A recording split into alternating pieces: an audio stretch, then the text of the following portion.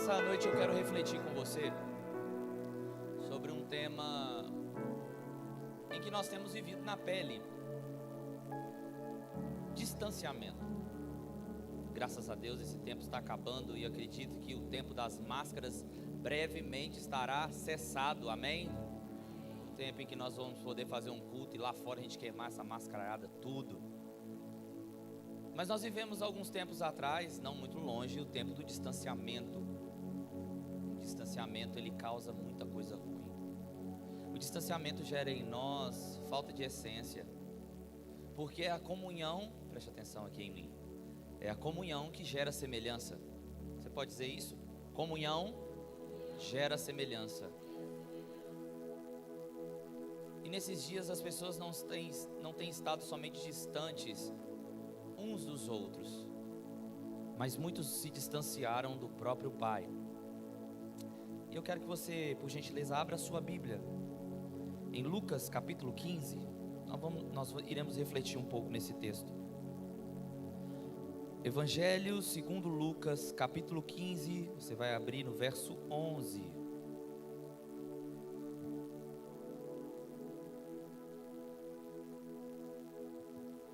Evangelho de Lucas, capítulo 15, verso 11, nós vamos ler uma parábola muito conhecida, intitulada, por aqueles que colocaram um título na Bíblia, Parábola do Filho Pródigo ou do Filho Perdido. Quem encontrou, diga glória a Deus. Amém. Diz assim o texto: Jesus continuou: um homem tinha 2 filhos. O mais novo disse ao pai: Pai, quero a minha parte da herança. Assim, ele repartiu sua propriedade entre eles. Não muito tempo depois, o filho mais novo reuniu tudo o que tinha e foi para uma região distante. E lá desperdiçou os seus bens vivendo irresponsavelmente. Depois de ter gasto tudo, houve uma grande fome em toda aquela região, e ele começou a passar necessidade. Por isso foi empregar-se com um dos cidadãos daquela região, que mandou para o seu campo a fim de cuidar de porcos. Ele desejava encher o estômago com as vargens de alfarrobeira que os porcos comiam, mas ninguém lhe dava nada. Caindo em si aquele moço, ele disse: quantos empregados de meu pai têm comida de sobra, e eu aqui morrendo de fome? Eu me porei a caminho e voltarei para o meu pai e lhe direi: Pai, pequei contra ti e contra o céu. Não sou digno de ser chamado teu filho. Trata-me como um dos teus empregados. A seguir, levantou-se e foi para o seu pai. Estando ainda longe, seu pai o viu e, cheio de compaixão, correu para o seu filho e o abraçou e beijou. O filho lhe disse: Pai, pequei contra o céu e contra ti, não sou mais digno de ser chamado teu filho. Mas o pai disse aos seus servos: depressa, tragam a melhor roupa e vistam nele. Coloquem um anel em seu dedo e calçados em seus pés. Tragam um novilho gordo e matem-no. Vamos fazer uma festa e nos alegrarmos, pois este meu filho estava morto e voltou à vida. Estava perdido e foi achado. E começaram a festejar o seu regresso. Está lendo comigo aí, irmão? Amém? Aguenta firme, está acabando. Enquanto isso, o filho mais velho estava no campo. Quando se aproximou da casa, ouviu a música e a dança. Então chamou um dos seus servos e perguntou-lhe: o que está acontecendo? E ele respondeu: seu irmão voltou e seu pai matou o novilho gordo, porque o recebeu de volta são e salvo. O filho mais velho encheu-se de ira e não quis entrar. Então seu pai saiu e insistiu com ele, mas ele respondeu ao seu pai: olha, todos esses anos tenho trabalhado como um escravo a teu serviço e nunca desobedeci às tuas ordens, mas tu nunca me deste nem um cabrito para eu festejar com os meus amigos. Mas quando volta para casa esse teu filho, que esbanjou os teus bens com as prostitutas, matas o novilho gordo para ele? Disse o pai: meu filho, você está sempre comigo e tudo que eu tenho é seu. Mas nós tínhamos que celebrar a volta deste seu irmão e alegrarmos-nos, porque ele estava morto e voltou à vida, e estava perdido e foi achado. Você pode dar graças a Deus por essa palavra? A primeira coisa que nós temos que entender é que o texto começa da metade para lá, e a gente tem que entender o que está acontecendo antes. Jesus aqui estava em um momento de celebração e se assentado com publicanos, que eram judeus que haviam se entregado para trabalhar para o povo romano e eram vistos pelos seus compatriotas como pessoas desprezíveis, e com pecadores. Essa palavra pecador quer dizer todo aquele que não estava dentro dos moldes no qual a lei estavam colocando sobre aquele povo naquela ocasião.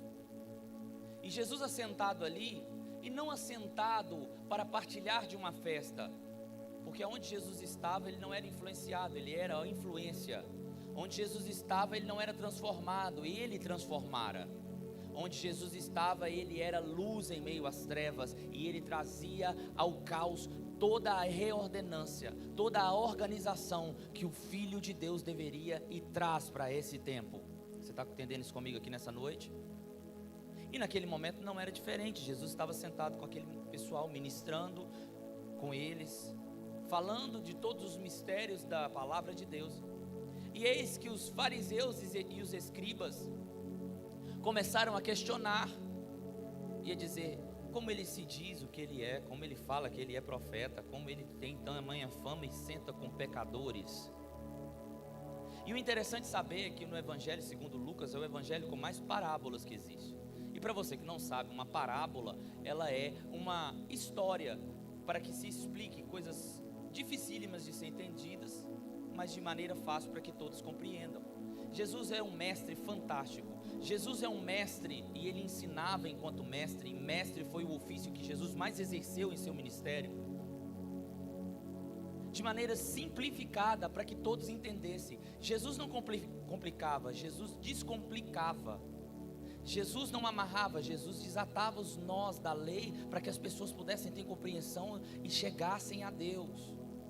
E aqui nesse momento não foi diferente. Entretanto, antes dessa parábola proposta que eu li com vocês aqui, Jesus cita outras duas parábolas para esses homens, porque eles chegam e questionam a Jesus, e Jesus os responde com uma parábola. E a primeira parábola que Jesus propõe para eles é a parábola da dracma perdida. Diga comigo, dracma perdida. A dracma nada mais era do que uma das moedas, uma das notas, finanças, cédulas daquele tempo. E Jesus propõe nessa parábola que uma mulher perdeu uma de suas dracmas e começou a varrer a casa e acendeu a lamparina, porque a casa dos pobres não tinha janela naquele tempo. E ela acende a lamparina, o que ela faz? Acende a... Vamos comigo, galera. O que a mulher faz? Ela acende a... Tem alguém comigo aqui ainda? Amém. E após isso ela começa a varrer a casa. Tudo isso para encontrar aquela dracma perdida. Encontrando a dracma, ela se reúne com as suas amigas e festeja e celebra. Ou seja, ela estava procurando alguém perdido dentro de isso. E depois Jesus propõe outra parábola, a parábola da ovelha perdida. Certo pastor tinha 100 ovelhas, e uma delas se desgarra do seu bando, da sua manada, e esse pastor deixa as 99 no campo, ou talvez na sua tradução no deserto. Ele as deixa no aprisco. Não significa que esse pastor é um pastor inconsequente, que abandona todo o resto por causa de uma. Significa que ele deixa as outras protegidas e vai atrás daquela que é perdida, porque uma ovelha era algo de grande valor. Entretanto, tanto a dracma quanto a ovelha só tinha valor quando estava unida ao todo. Muitas pessoas às vezes usam essa parábola para discorrer e dizer que você e eu temos um valor insondável, e que você é a principal atração do coração de Deus, e que você é o esplendor da glória da criação. Não é muito bem sobre isso, é muito mais sobre um corpo a que se pertencer.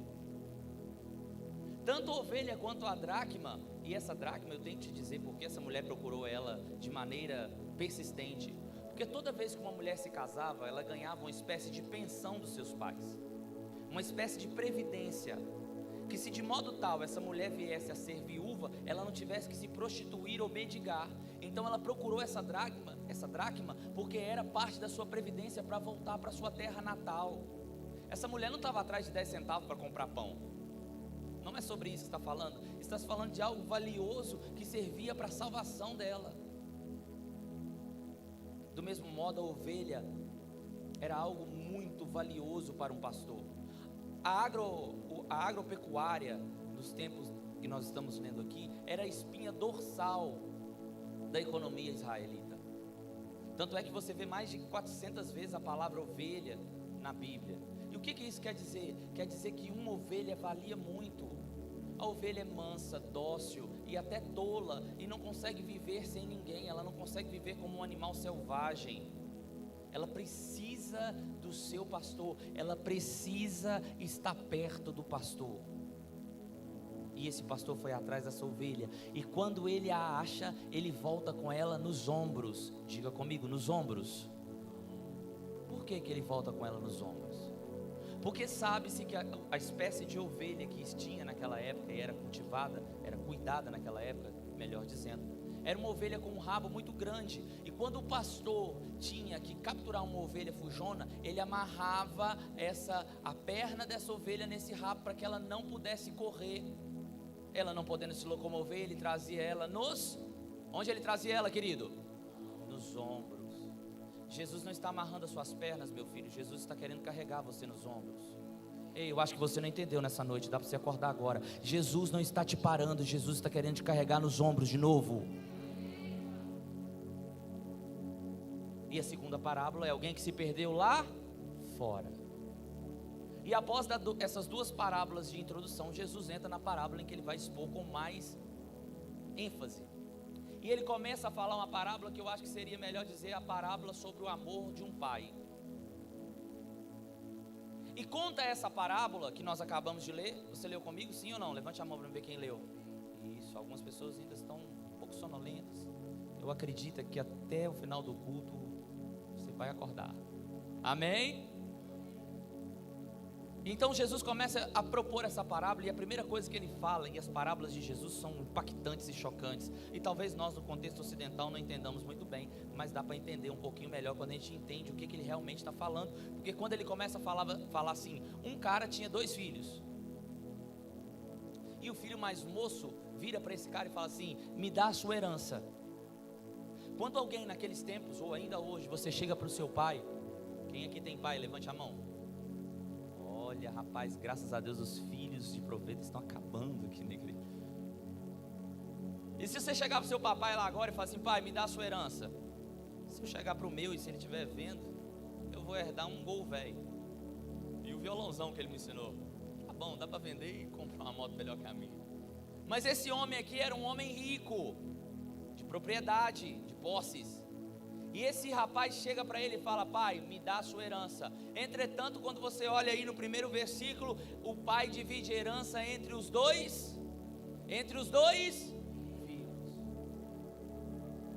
O primeiro filho, que é o primeiro a ser contado, que é o que vai se perder no mundo, e agora você que talvez está perdidão e está me assistindo em casa, vai começar a ter alguns sinais para entender se você está perdido ou não. E o primeiro sintoma, o primeiro sinal para entender que você e eu estamos começando a nos perder é que os nossos olhos já não estão mais na companhia do Pai, mas está naquilo que Ele pode nos proporcionar. É quando eu e você não nos preocupamos, e eu não estou falando só de dinheiro, eu estou falando para você também que acha que estar na presença de Deus é só quando Ele derrama sobre você algo sobrenatural.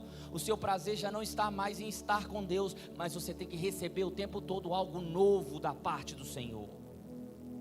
É o primeiro sinal para quem está começando a se desviar, o descontentamento de estar na presença do Pai. E o descontentamento de estar na presença do Pai nos traz outro sentimento horripilante, que é o desgarramento, o distanciamento dele. Pai, me dá aquilo que é de direito quando você morrer. Herança a gente herda quando? Quando a pessoa... Ninguém recebe herança quando a pessoa ainda está viva. Quando esse rapaz chegou, e eu te disse que o que Jesus estava falando que era chocante para os fariseus, e ele fala assim: me dá a herança que me cabe. Ele estava falando para o pai dele assim: para mim você morreu, e o que eu quero com isso tudo é que me é de direito o que eu posso tocar, o que eu posso ter, o que eu posso conquistar. Entretanto, quem começa a se distanciar do Pai, começa a se distanciar do seu propósito. E quem se distancia do propósito, começa a perder tudo na sua vida. Comece a pensar aí em tudo o que o Senhor te deu e te dá. A começar por esse corpo que você está sentado aí. A começar pela sua saúde, pelos olhos que você está vendo a minha aqui agora, pelos ouvidos que estão ouvindo a minha voz agora, pela forma que você chegou aqui até agora. Mas pastor, eu vim a pé. Que bênção que você veio a pé e você tem pernas. Alguém ainda está comigo aqui nessa noite? Só que esse rapaz fora e começou, e há pouco tempo após ele ganhar e receber a sua herança, porque o pai é um pai justo, bondoso, reto, e ele não te força a nada. Vocês querem a herança? Ou repartir entre vocês? E esse, o mais novo, poucos dias depois, já não tão contente com tudo que tinha, ele precisava de outra coisa que talvez você que está me assistindo aqui está passando, que é o desprendimento da presença do Pai, para que você não esteja sendo acusado na sua consciência. Sabe por que você está com vontade de sair da casa de Deus, querido? Porque aqui é a única coisa que ainda te prende a não sair da glória e da presença do Pai.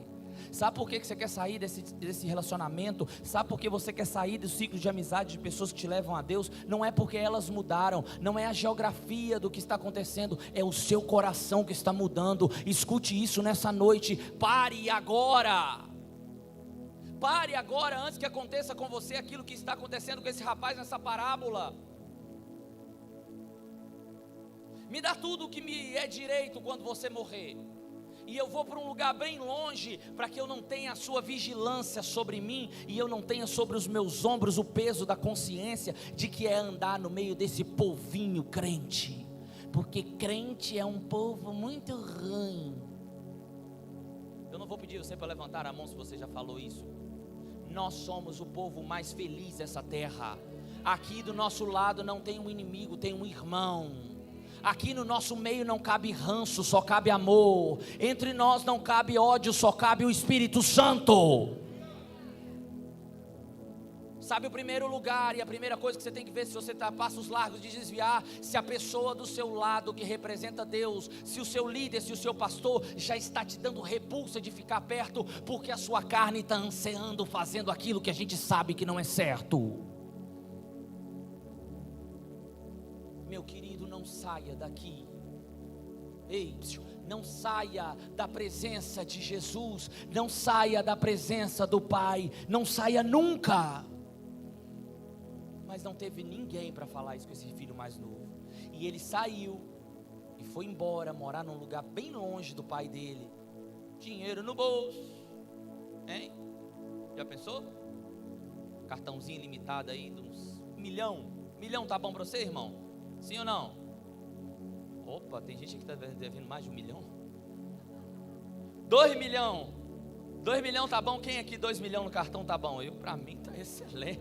Rapaz, outro dia uma moça perguntou para mim: pastor, a gente pode jogar na Mega Sena? E assim, poder não pode não, mas se Deus me falar os números na oração da madrugada, quem sabe? Dizimo, primicídio. Brincadeira, querido, não pode não. E esse rapaz estava nessa condição. Eu imagino que quando o pai divide os seus bens, foi também ali os seus cavalos, camelos. Vamos trazer para o nosso contexto? Foi carro, muito carro. Deixa eu ver qual carro da herança de papai que quero. HRV, que linda, hein? Quero de papai. Hilux. Queria ver se o pai dele tivesse um Corcel velho, se ele ia montar e ir embora.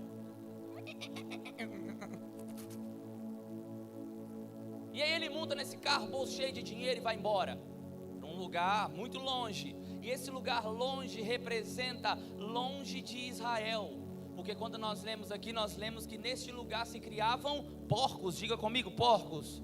Em Israel era proibido comer ou cultivar porco. Israel, quando Jesus fala que ele foi para um lugar que cria porco, está falando ele saiu do meio da comunidade, do meio do povo de Deus. Ei, você que Jesus está te prosperando, você está com o bolso cheio de dinheiro e talvez está tramitando na sua mente aí, meu filho. Deus está falando isso aqui com um rapaz. Dá para aproveitar um pouquinho a vida. Lá para os 35, 40, 45, eu volto para Jesus. E se amanhã, lá no botequim, você partir dessa para pior, porque sem Cristo é dessa para pior. Você já pensou nisso, queridão? Não saia da presença de Deus e não saia do meio do arraial do Senhor. Ei, não saia dessa igreja. Você não tem inimigos aqui, você tem irmãos que te amam. E esse rapaz foi embora. E quem está longe do propósito não pensa direito. E quem está longe de Deus está longe do propósito. E longe do propósito você só faz besteira. Porque a sua cabeça não está mais focada nas coisas que são do alto. Você não está recebendo sabedoria de Deus para gerir aquilo que Deus te entregou. Você não age com mordomia. Vira para a pessoa que está do seu lado e fala assim: mordomia. Para outra do lado agora, do outro lado, com vontade de viver, mordomia. Sabe o que é mordomia, querido? É cuidar de coisas que não são suas. Seu carro não é seu, sua casa não é sua, sua saúde não é sua, sua família não é sua, seu corpo não é seu. Você que tem, seu cabelo não é seu.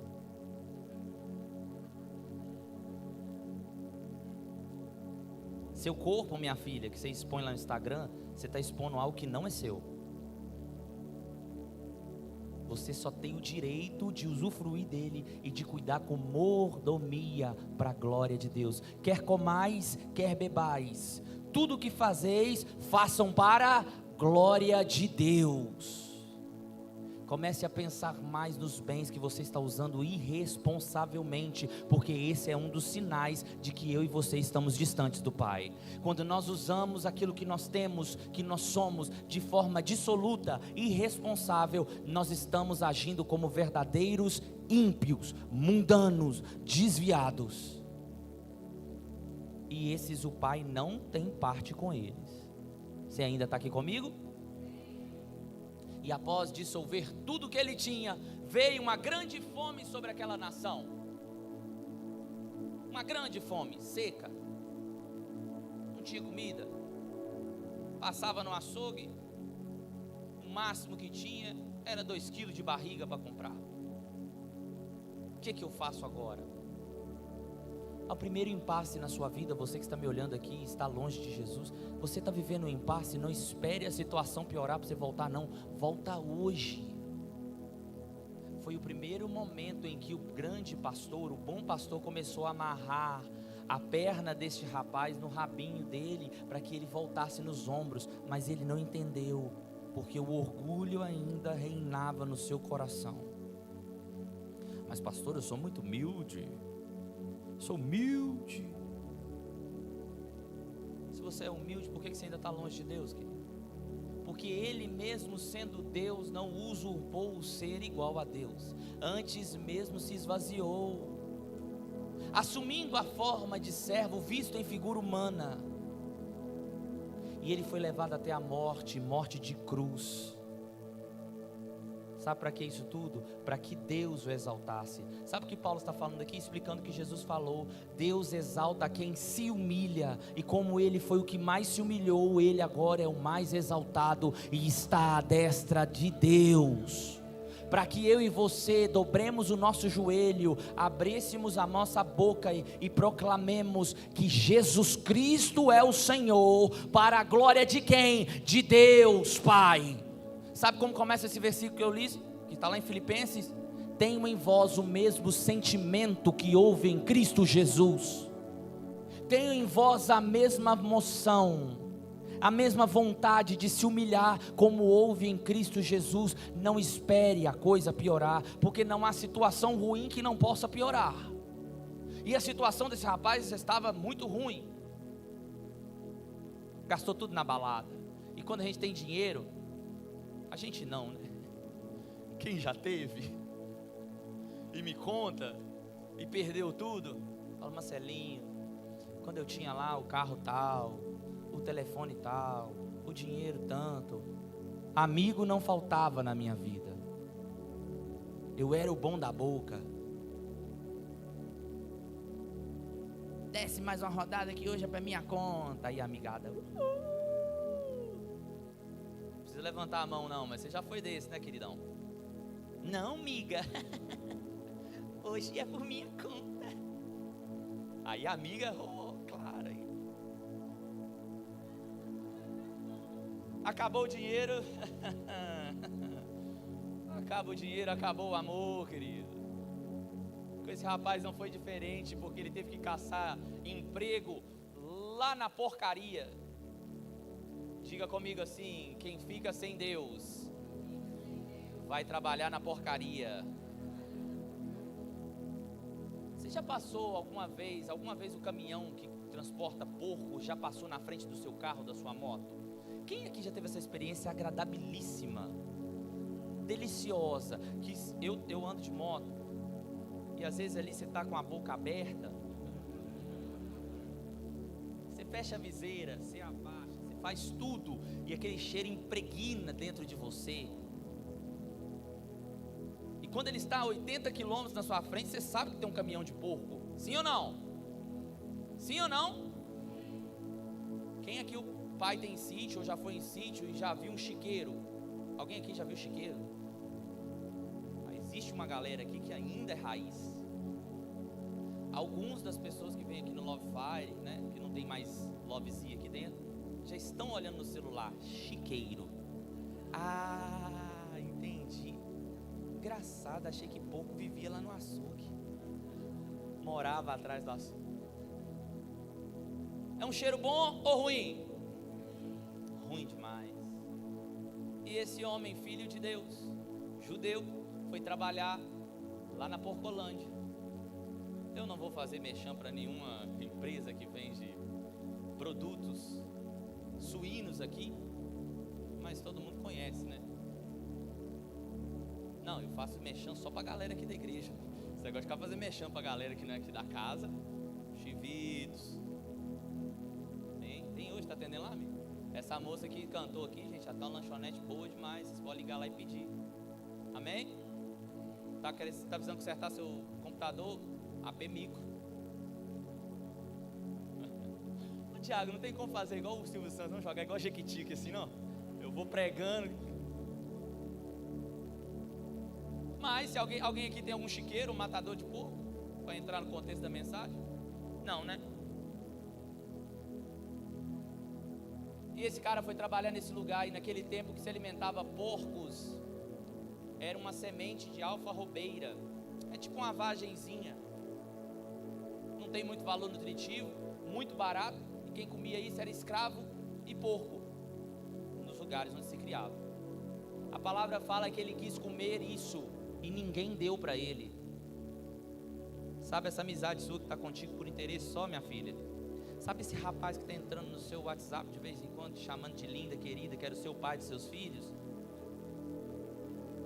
Quando você der para ele o que não é seu, o amor vai acabar. Você está entendendo isso aqui nessa noite, querido? Ei, rapaz, você que está aí achando que essa moça está te stalkeando. Nossa, fulana me stalkeia. Cara, ela é linda demais.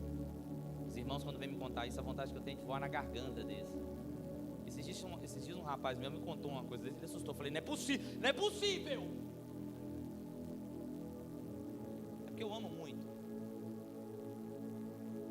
Quando ela usar seu corpinho, e talvez você não seja nem sarado igual os meninos que tanto colocam aqui na frente, talvez você seja barriga de cadela igual eu assim. Você já viu cadela ficar na frente de açougue? Talvez seja dessa galera. Quando ela te usar, ela vai embora, usar seu cartão, seu carro, seu ministério. Eu quero tocar para Jesus. Aí a Jezabel olha o cordeirinho, o ovelhinha. Ai, a Jeza nunca vai conversar com você no tete a tete, viu? Nunca. é só no telefone. Afinal de contas, ela não pode se manifestar. Ai, você canta tão lindo, eu senti a presença de Deus. Aí o cordeirão bobão.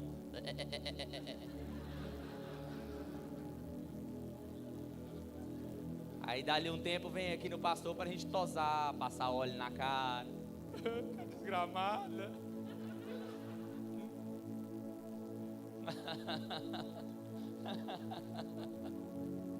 Você ainda tá comigo aqui? Ó, todo mundo acordou, graças a Deus, que daqui a pouco tô fantástico. Você tem que ver, né, irmão? Querido, não vá comer comida de porco. Quando o amor acabar, nem isso eles vão te dar. Aquele rapaz começou a passar por isso, e eu imagino que ele estava naquele lugar maltrapilho, sem aquelas vestes bonitas que ele tinha comprado com a herança do seu pai vivo, aquela calça de marca, um tênis bonito, talvez ali ele usasse social, porque ele teve que vender tudo para pagar as dívidas de boate que ele fez, de casa que ele comprou para os outros. Eu não sei, ele gastou de maneira irresponsável.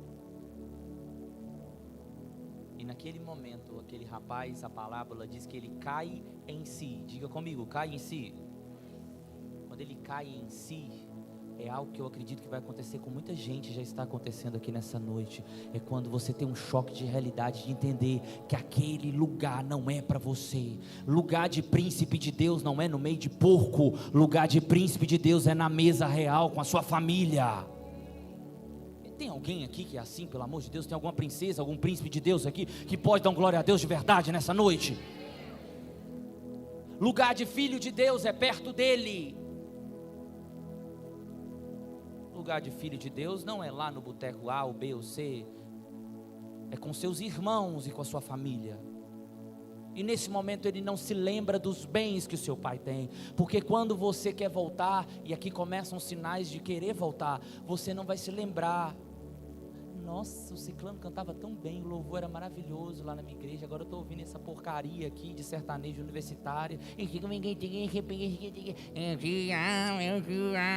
Pelo amor de Deus, velho. Eu duvido que tem qualquer um lá que é melhor do que meu amigo Guilherme Martins. Entra no Spotify, tá lá Resplendor, baixa, é uma música maravilhosa. Quantos views? 3, o meu, o seu, da Brenda. E a minha que só tem o meu. E o do Cássio, 2. Entra lá, querido. Quem canta na unção. Eu já tive proposta uma vez, um cara chegou pra mim numa célula e falou assim: cara, não. Eu não entendi nada de música. Trem diferente, você não quer cantar na noite não? 250 por show? Eu falei, rapaz, a maré não tá para peixe, mas a minha presença de Deus é inegociável. Vá com seu dinheiro para lá, Satanás. Eu não quero comer comida de porco não, eu já estou acostumado a comer um banquete delicioso na presença do meu pai. Quem se acostuma a comer picanha de Jesus não quer comer barriga de porco, querido. Alguém aqui já desfrutou da picanha de Jesus nessa noite? Levante a mão para me ver. Quem se acostuma com as delícias do céu não quer nunca mais ir para este lugar. Mas talvez nessa noite você é uma das pessoas que Deus se mole. E chegou o dia de você cair em si e começar a voltar. Eu vou voltar para a casa do meu pai. Eu vou voltar para o meu pai. Ele não falou, vou voltar para a fazenda. Ele não falou, vou voltar para ter outra Hilux. Ele não falou, vou voltar para me comer. Eu vou voltar para o meu pai, porque meu pai trata bem quem está perto dele. O meu pai é galardoador daqueles que buscam a ele. O meu pai não é como o diabo que dá com a mão e tira com as duas. Os seus braços estão alongados, estendidos para salvar todo aquele que nele crê. Tem alguém comigo aqui ainda nessa noite? Jesus está falando com você aqui. E aquele rapaz volta. E agora começa algo maravilhoso, querido. Fora de série. Porque nós temos que entender que a primeira coisa que acontece é que quando aquele homem vê o seu filho mais novo de longe, lá no fim da porteira, quem corre em direção de quem? o pai corre em direção. Você sabia que naqueles tempos um homem rico de cabelos grisalhos era tamanha a falta de educação, ele correr? Não se corria nunca. E aí Jesus choca os judeus mais uma vez, falando que o pai, e certamente aqueles homens já sabiam que ele estava falando de Deus, correu em direção ao filho que queria ele morto. Deus está correndo em direção a você. Quanto tempo? Pare de correr a direção contrária, fique parado pelo menos, não corra na direção, fique parado, porque a hora que ele te encontrar, ele vai te abraçar, e o abraço dele muda a sua vida, e o amor dele nunca falha. Teu amor nunca falha, sempre me abraça.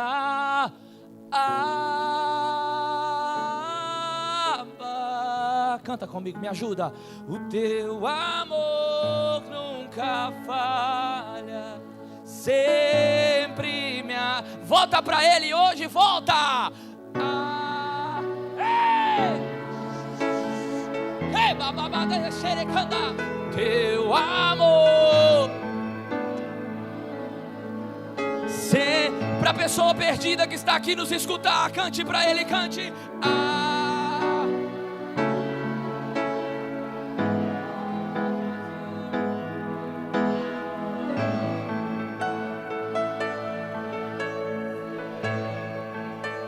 Escuto teu coração, cada batida está chamando. Canta, querido, canta. Sou atraído outra vez. Me sinto tão amado por ti. E é tão belo, levante as suas mãos. Vamos, vamos, e é tão belo. E é tão belo saber que eu sou filho e que tenho um lugar em tua mesa. Não há nada melhor que escutar sua voz dizendo nossa comunhão.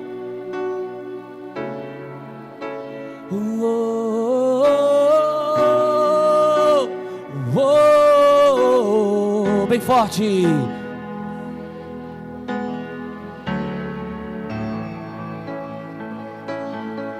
De novo a mesma coisa. Você me amou primeiro. Você me amou, correu primeiro, com amor ver. Você pode levantar as suas mãos e dizer: Abba, vamos juntos, vamos.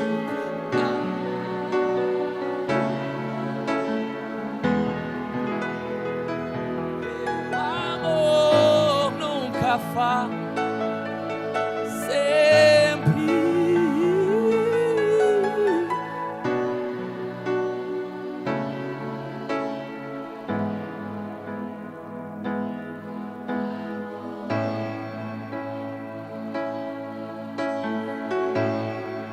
Aquele homem corre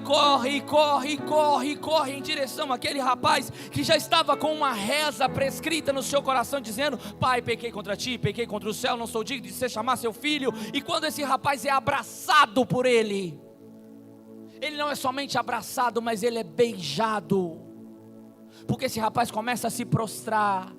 E no momento em que ele se prostrasse, alguém que abandonara o seu pai da forma que ele abandonou era passivo de morte. Os servos daquele homem iriam matar aquele rapaz, mas aquele homem pula na frente dizendo: ele é o meu filho, ele é o meu filho. Ei, escute isso, você não vai morrer. O pai está te abraçando, o pai está te abraçando, e ele não está somente te abraçando, ele está te beijando. Beijar significa um zelo de autoridade. Por que a mulher beijou os pés de Jesus? Porque quando ela se prostra e começa a beijar os pés de Jesus, ela está dizendo: eu reconheço que você é maior que eu. Você é uma autoridade diante dos povos orientais. Quando você se curva a alguém, você já está reconhecendo que ele é autoridade. Quando aquele rapaz começa a se curvar, o homem o abraça, e no abraço ele o levanta e beija ele na face, dizendo: eu te amo como você fosse a mim mesmo. Nessa casa você tem a mesma autoridade que eu. Jesus falou: a minha autoridade vos deixo, a minha autoridade vocês têm. Tudo que pedirem em meu nome, o Pai vos concederá. Tem alguém comigo aqui nessa noite ainda? Depois de beijar aquele rapaz, o rapaz diz aquele discurso pronto. É interessante, a graça de Deus não está nem aí para as nossas orações prontas, com uma falsa humildade. O rapaz diz para o pai nem escuta e fala para os servos: tragam agora uma roupa nova para ele. Ei, tragam agora uma roupa nova para ele. E eu já coloquei as minhas vestes brancas, estou só te esperando. Vem, vamos dançar. Me ajuda que eu tô rouco, Maranata.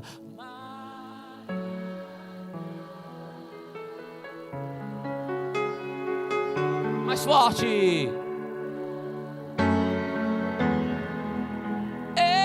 Já coloquei. É isso que o Pai está fazendo conosco aqui nessa noite.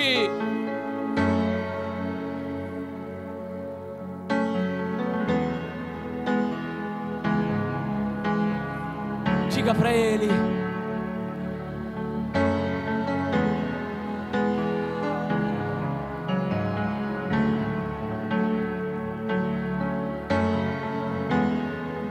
e naquele momento aquele rapaz é vestido com as vestes que está descrita lá em Apocalipse capítulo 19, vestes de justiça mais alva que a neve. Ei, vestes mais brancas do que a própria neve. Veste que significa justificação e perdão dos pecados. Quando aquele pai vira para ele e fala: coloca veste nova no meu filho, ele diz: diante de todos vocês eu perdoo ele. A graça não é somente pelos pecados que você cometeu, é para toda a sua vida, é para toda a sua vida. Você não se veste limpa, você não se veste limpa, se veste e troca, você recebeu vestes novas. Tem alguém comigo aqui ainda nessa noite? Coloque uma sandália nos pés do meu filho. Aquele pai não estava preocupado somente com a saúde, aquele rapaz pega uma gripe. Quem andava descalço naquele tempo era escravo, quem andava calçado era alguém livre. Jesus não somente salvou, Jesus está te libertando. Jesus nos fez homens e mulheres livres, livres. Aonde o Espírito Santo de Deus, ali é liberdade. Você acha que Jesus estava falando, você acha que o apóstolo Paulo estava falando de estar em um lugar, estar no mover? Não, se o Espírito de Deus está dentro de você, ei, escute isso, se o Espírito de Deus está dentro de você, você já é livre. Livre para não pecar mais, livre para não se submeter às coisas deste mundo, livre para adorar ao nosso Deus. Coloca um anel no dedo dele, rápido, coloca um anel. Anel é símbolo de autoridade. A autoridade para exercer o que a graça também faz, e você não entende. Quem é chamado e tem um ministério é chamado pela graça, não é pelas obras. Você que tem um ministério e Deus colocou isso na sua vida, você é chamado pela mesma graça que te salvou. Coloca nele um anel, porque anel não é só símbolo de autoridade, é símbolo de selo. Diga para a pessoa que está do seu lado: selo. Selo para outra pessoa, selo. Sabe quem é o anel no nosso dedo que lá o apóstolo Paulo fala conosco lá em 2 Coríntios? O Espírito Santo de Deus. Ele nos selou com o Espírito, e o Espírito é o penhor da nossa salvação. Ei, você não está entendendo comigo aqui nessa noite? O Espírito Santo não é o seu agitador de plateia, o Espírito Santo não é alguém que vem para que a gente se emocione. O Espírito Santo é a garantia de que quando Ele vier sobre as nuvens, nós nos encontraremos com Ele, porque nós temos um anel no dedo que diz: somos filhos de Deus. Tem alguém que pode glorificar a isso aqui nessa noite? Nós não somos mais escravos do medo. Nós não nascemos para comer comida de porcos. Nós nascemos para viver com o nosso Senhor e ser livre, livre, livre, livre, livre, para que nada mais e ninguém mais nos algeme, nos aprisione, e ainda que estejamos como Paulo e Silas, encarcerados, manietados, jogados no chão de uma célula, o nosso corpo pode estar preso, mas o nosso espírito está livre, correndo nos céus com o nosso Senhor. E nós poderemos cantar que a liberdade neste lugar, neste lugar. Alguém está comigo aqui ainda nessa noite? Mas o problema é que nós estamos falando de dois tipos de perdidos aqui. Nós não estamos falando de um cara somente que foi embora. Esse é um dos tipos que talvez você está quase virando, ou você veio aqui nessa noite convidado e vai deixar de ser, em nome de Jesus. Mas existem aqueles que estão perdidos em casa, e esses são os que mais me apavoram, porque eles estão o tempo todo, eles se desviaram, mas ainda acham que não. E como o outro, a primeira coisa é prestar atenção mais no que se pode ter. Ei, olha para mim. É prestar mais atenção no que se pode ter do que em ser filho. Lá no início da exposição, lá no início do texto, nós lemos que a herança foi dividida entre os. Não foi só para o cara que foi embora, foi para o cara que ficou. O cara que ficou é pior ainda. Ele decretou no seu coração que o pai para ele estava morto, morando com ele. E se você continuar lendo aí, ele fala: o filho mais velho vem e pergunta para um empregado. Quando ele ouve a festa, quando ele ouve a alegria de todo mundo, porque aquele filho voltou, nós temos um outro sinal de você que está desviado aqui dentro. Você não consegue se alegrar com a vitória de ninguém. Você não consegue ver ninguém crescendo ministerialmente. Você não consegue ver ninguém abrindo uma célula. Você não consegue ver ninguém indo a um lugar mais alto que o seu. Esse é o primeiro passo, que você está com a sua visão desfocada e você está desviado aqui dentro. Se o irmão chega com um carro novo, você não se alegra com o que se alegra. É muito fácil a gente chorar desgraça um com o outro. Pô, perdeu mesmo, né? Pô, bateu. Mas com quem chega com uma vitória, a gente não consegue se alegrar. Comece a entender que quando você se alegra com alguém, a vitória é sua também. Você sente prazer junto com ele, e você festeja, porque nós somos um. Para o mundo crer que o Pai realmente enviou esse Jesus que a gente crê. Você ainda está comigo aqui? E ele pergunta a um empregado, diga comigo, empregado, por que ele não perguntou para o pai? Sabe por quê? Porque quem está desviado dentro de casa não tem intimidade com o pai, tem intimidade com os empregados. Ora para mim, fulano, eu estou passando por isso. Ai, não vou perguntar para o pastor não. Não gosto muito desse cara, é? Joado, gritador, por isso que ele está rouco. Ai, que pastor Humberto. Gosto muito dele não. Gosto de você, fulano. Você, meu líder de célula. Amém. Dá a mão. Você ainda está comigo aqui ainda? O engraçado é que nas piadas todo mundo... Na hora que a Cinta canta, ninguém fala nada. Você acha que a Cinta não está cantando, né, no meu lombo primeiro? Quem prega é o perfeitão? De forma alguma. Eu fui o primeiro a ser ministrado, porque sou o que mais precisa. E aí eu posso refletir para vocês.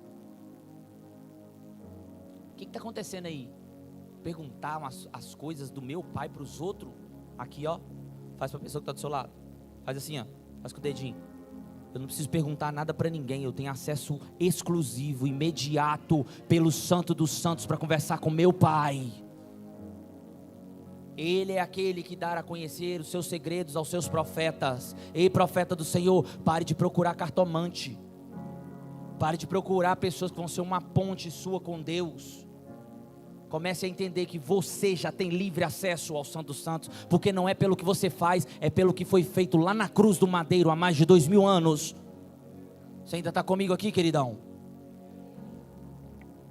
O que está acontecendo aí?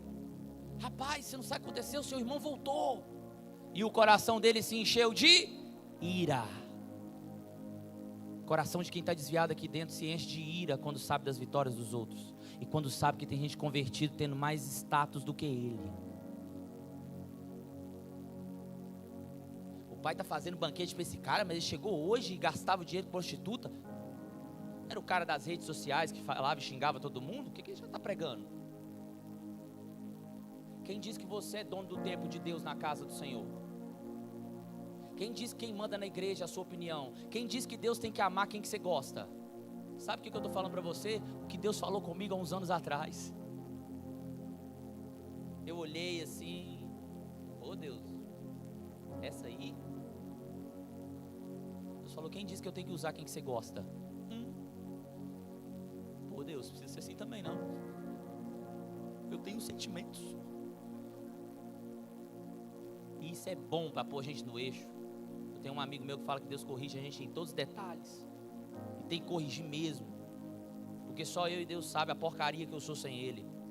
E só Deus e você sabe a porcaria que você é sem Ele. Então pare de olhar para os outros e colocar tempo no ministério das pessoas. Tempo no tempo que a pessoa vai conseguir. Tempo na faculdade dos outros. Comece a se alegrar com seus irmãos. Porque se você não tem se alegrado, hoje é o dia de você voltar para a presença do Pai. E aí fala outra coisa, o pai não insiste somente com quem está lá fora não, ei, o pai não insiste somente com quem está perdido lá fora não, o pai está insistindo com você que está aqui dentro também, e o pai sai e fala assim, ô meu filho, seu irmão voltou, por que você não está se alegrando? Não conversa comigo papai, não estou bom com você, ô meu filhinho, papai ama tanto você tesouro.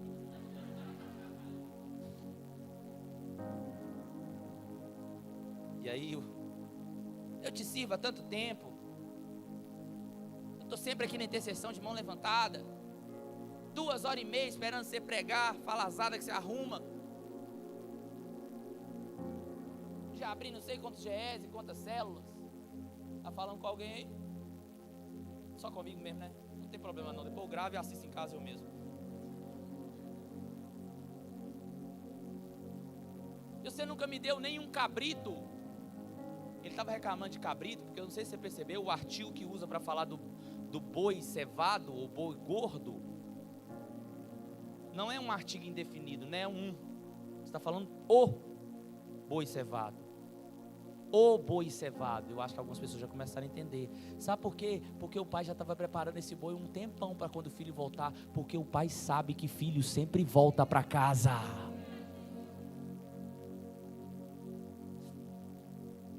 Boi você preparou para o... Que nome eu posso dar? Frederico. O Frederico é nome de menino caçulinha, mimadinho. O Frederico volta, gasta tudo com prostituta. É sempre assim, papai. Ô meu filho, você sempre esteve comigo e tudo que é meu é seu. Nossa, essa resposta é... Se eu fosse esse cara, entrava para a festa e pegava o violão e fazia o louvor da festa. Meu filho, você me pediu herança, você me pediu uma parte do que eu tenho, só que você esqueceu que tudo que eu tenho é seu. Sabe por que você não sabe que tudo que Deus tem é seu? Porque você não sabe quem é o seu pai e quem é você. Você ainda não entendeu que você é filho. Esse rapaz aqui era o primogênito, fala comigo, primogênito. Primogênito tem porção dobrada da herança, ele não precisava dividir nada com o caçula. Ele tem a porção maior e ele abriu mão da porção maior para receber migalha e ficar chorando cabrito. Para de chorar cabrito na presença de Deus. Deus tem muitos e muitos e muitos bois gordos para você. Alguém está entendendo isso aqui nessa noite? Para de chorar miséria com Deus. Ele é galardoador daqueles que o buscam. Ele dá a nós medida transbordante, recalcada e sacudida daquilo que Ele nos oferece. Vocês que são maus, dão boas coisas para os filhos de vocês. Quanto mais o nosso Deus que está nos céus não dará o Espírito Santo para vocês. Deus está falando conosco aqui nessa noite. Para de chorar miséria. Eu tenho um tesouro para vocês que eu escolhi guardar em jarros de barro. Eu não escolhi guardar nos cofres dos bancos. Eu escolhi guardar dentro de vocês. Sabe o que é esse tesouro? Não é uma coisa, não é um vento. É a presença do Deus vivo. É o Espírito Santo que Moisés, João Batista, Abraão sonhou em ter dentro deles e não tiveram. E eu e você temos de graça. Pare de chorar miséria. Mas o fulano compra uma casa. O que é melhor, uma casa ou ser cheio do Espírito Santo? Nossa, querido, me arrepiou aqui agora, tá? Gelei, achei que eu ia começar uma pregação sobre evangelismo. O que é melhor, ter uma casa ou o Espírito Santo dentro da gente? O que é melhor, ter um casamento ou o Espírito Santo dentro da gente? O que é melhor, ter todas as coisas que esse mundo tem ou ter o Espírito Santo dentro da gente? Então por que você está reclamando as migalhas se você já tem o prato principal dentro de você? Deus é poderoso para fazer infinitamente mais, infinitamente mais daquilo que pedimos ou pensamos. Aqueles homens clamavam: Deus, dai-nos o Espírito Santo, dai da presença do Espírito Santo. Deus falou assim: não, vocês estão só imaginando, eu vou colocar o Espírito Santo dentro de vocês. Tudo que eu tenho é seu. Quanto tempo mais você vai ter que parar de ser um desviado dentro dessa casa e começar a agir como um filho? Porque ser filho não é somente ter um RG, mas é começar a agir de acordo com a paternidade do céu. Não é somente ter o seu nome cravado lá na secretaria da igreja. É andar de acordo com alguém que é parente de Jesus, irmão de Jesus e filho do Deus vivo.